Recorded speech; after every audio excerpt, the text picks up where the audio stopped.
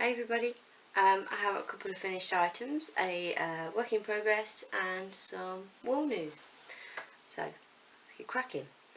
My first finished item, I think I said I was working on last time, is a Shy Little Unicorn from the book Amigurumi Toy Box by Anna Paula Romoli. So I've made one of these before and done a video about it. This is for a party Tobin's going to next weekend. So yeah, that's that. Fairly quick, bar the main, but it seemed nice after doing 3 or 4 African flower projects all back to back to have something tiny. That's quite good. My second one is this adorable little Bigfoot pig. Look what it do. And this is by Sharon Ojala, I think it's in. I apologise, Sharon, if I've just butchered your surname. I'll put the links for Sharon's Facebook page, which is Amigurumi Freely, and her blog is Amigurumi To Go, but I'll put everything below, and she's got a channel on here too, and there's a full step-by-step tutorial for this little chap. Little mouse. And there are little Bigfoot monkeys, pig, it's pig obviously, bunny. There was a turtle. She's like redoing all her patterns from 2012, doing new tutorials on some of them, and there is a foot tall piggy pattern coming, which I am making. Yes, it's happening, because this worked up so quick and it's so cute. So this was originally going to be a present for my son's teachers when he finishes school, or finishes this year.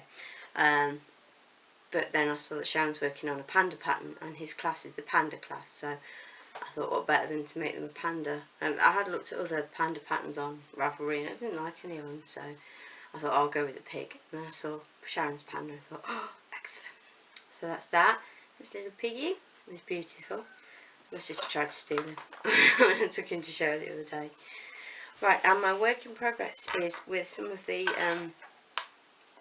multicoloured wool I ordered from China, the 3 times 300 grams that I got. And I will say, it came in a beautiful like twisted braid and looked great. It is a pig to unravel and wind up and stuff.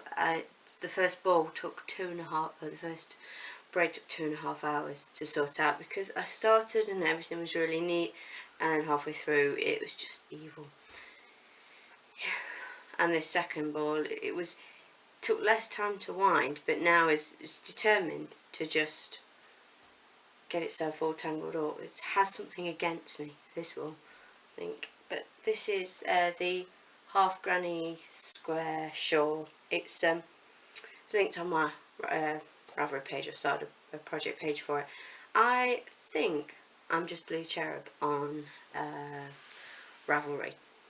Pretty sure. If not Blue Cherub 82, but I think it's just Blue Cherub. If I can get away with that, adding the 82, I'll do.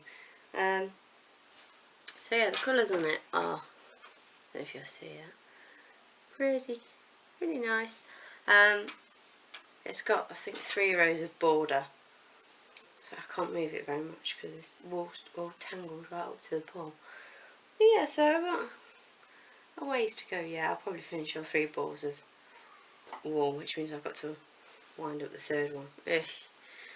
But yeah, it is 100% wool according to the listing, so it's playing havoc with my hands, and it does feel fairly rough.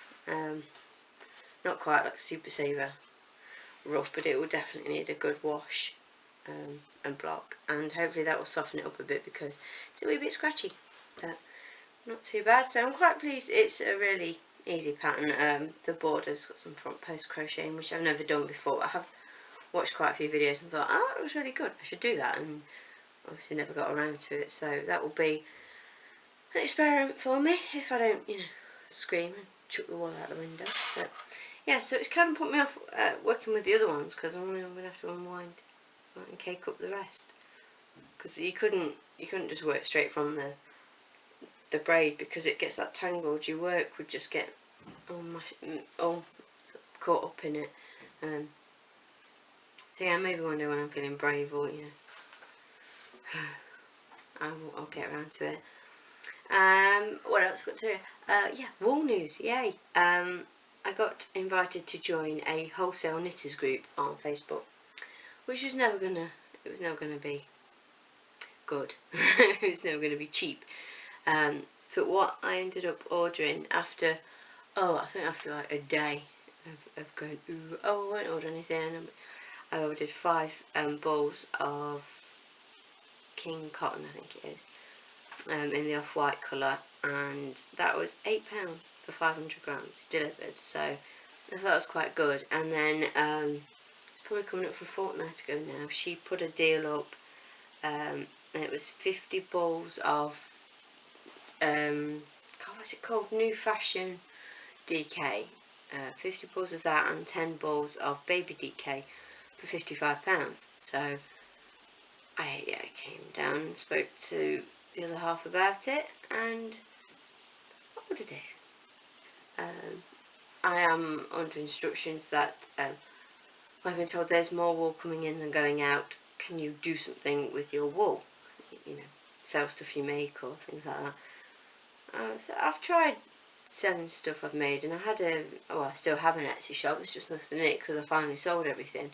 But I ended up selling through eBay most of the stuff, and most of it less than I would have liked. To say it was handmade, I made my the Golden Jelly Bean Mario Sack Boys. I made a Mario Luigi, a Fireball Mario, which was super. And they sold, but I think one went for £15, the other 2 went for 10. So, you know, for £10 the zip alone, and it cost £1.60. And then you're looking at the wool, which was all red hot, so I had to ship it from America and stuff in. And then it doesn't, you know, you've just about covered materials, and then there's my time. I mean, I'm glad they sold, and I'm glad for the little money I had back for it. But, you know, when you look at what you should, you know, what you can charge or what you should charge for homemade, you know, what you end up getting for it, which is why I don't really sell a lot. I used to sell the woolly spiders that I made, but then you get into the realms of testing and, you know, are they safe and blah blah blah, and I don't obviously want to have anything go wrong with them and, you know, hurt a child or, you know, anything like that. So I pretty much make for Toby friends who are a little bit older. My boys, I mean, if you're not putting safety eyes and things, I think they generally are pretty much okay for the younger kiddies. But again, you've got to be careful with felt.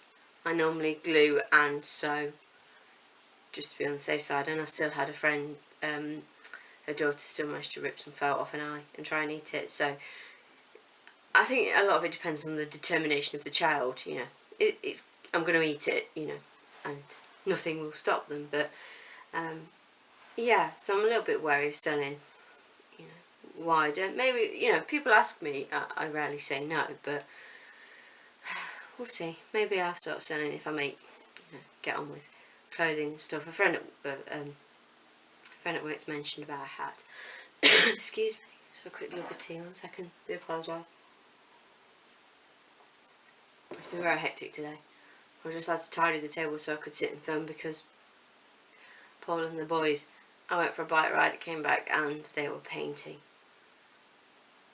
I'll insert a picture of how Jack ended up looking. It wasn't fun. I managed to get him clean-ish, and then he's gone straight in the bath because he was just covered in paint.